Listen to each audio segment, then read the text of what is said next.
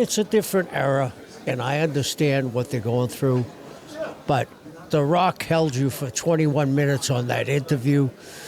They're talking the people into the building with Cody and Seth and the Bloodline. It's fabulous.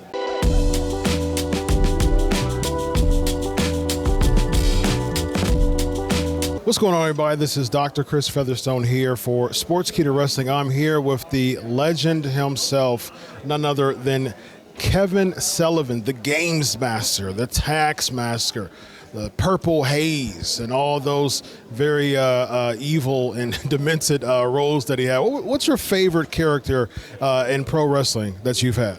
I think when I was tag team partner with the Purple Haze. Yeah. So Luna was in the Purple Haze. Yeah. What are some memories of the Vachon family? You just had a Vachon that just died, unfortunately. I mean, they were a class on their own. Luna was by far, at the time, the hardest working wrestler, not just woman, hardest working wrestler in the wrestling business. Did you ever have her experience like this? She ever talk to you about her experience in WWE at all?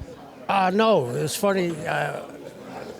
It was when she left WWE, she kind of left that there and never really talked about it.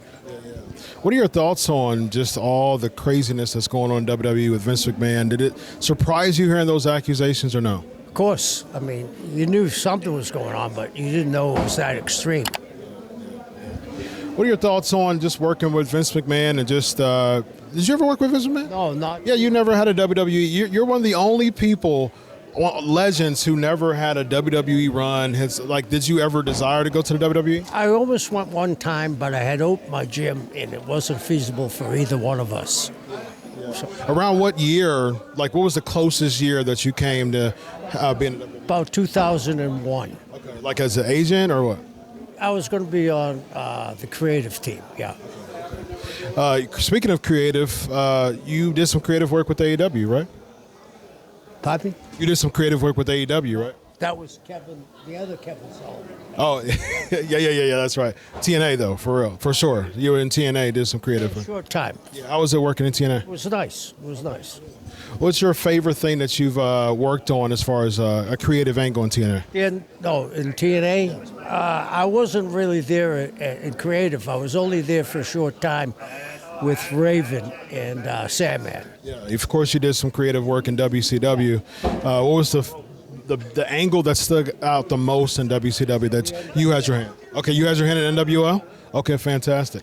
So how much did you do in NWL? Did you create it all? Did you see the Japan thing? How much did you have your hand in NWL? And Eric saw it. He had the vision to see it, but he brought the band in. It was a changed wrestling business. It was fabulous. Yeah, when it started to get a little bit crowded, did you ever speak up and be like, oh, this is too many people here? Yeah, I mean, that's why the Bloodline is so successful. They've kept it to 4, you know.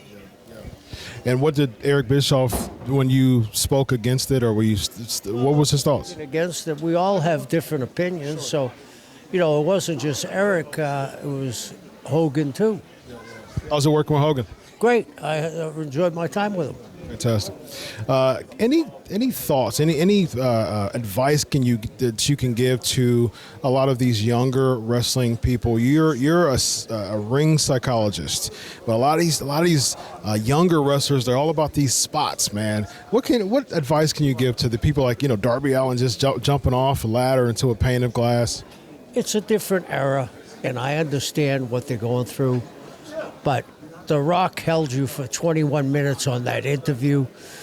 They're talking the people into the building with Cody and Seth and the Bloodline. It's fabulous. Fantastic. This guy right here is Kevin Sullivan, man. I'm Dr. Chris. This is Sportskeeda signing off. God bless.